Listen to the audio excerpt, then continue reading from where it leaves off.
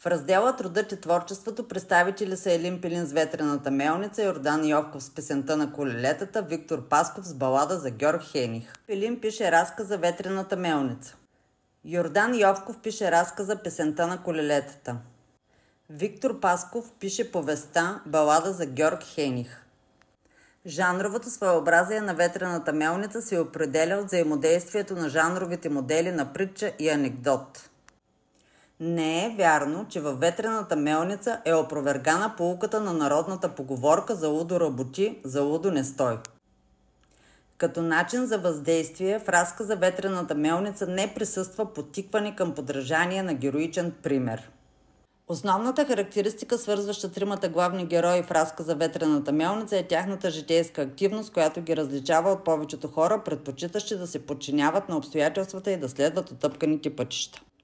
Песента на колелетата и Балада за Георг Хених представят творческия труд като осмислящ живота.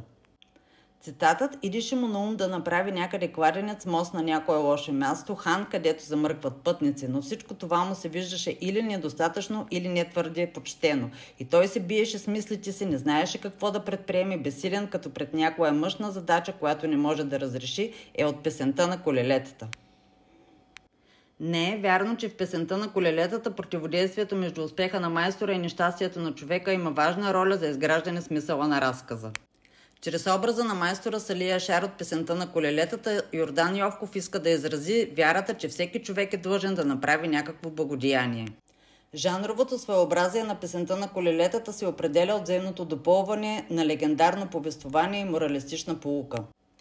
Аз съм бил сляп, аз съм бил глупав, каква чешма и какви мостове искам да правя. Себаб. Има ли по-голям себаб от тоя, който правя? Каруци трябва да правя аз, каруци. Цитатът разкрива прозрението на героя за смисъла на житейското му призвание. Съпоставяме интерпретациите на темата за труда във Ветрената мелница и в Балада за Георг Хених. Разликата между тях е, че във Ветрената мелница трудът е израз на жизнеността на българския селянин, на жизнерадостно светоусещане, а в Балада за Георг Хених творческият труд носи удовлетворение, преплетено със страдание. Не е вярно, че в Балада за Георг Хених основното идейно внушение е нуждата да се изгради светло бъдеще. Георг Хених в Балада за Георг Хених изразява идеята за пренасене мъдростта на занаята в бъдещето. Жанровото своеобразие на повестта Балада за Георг Хених се определя от взаимодействието на утопия, роман, автобиография, балада.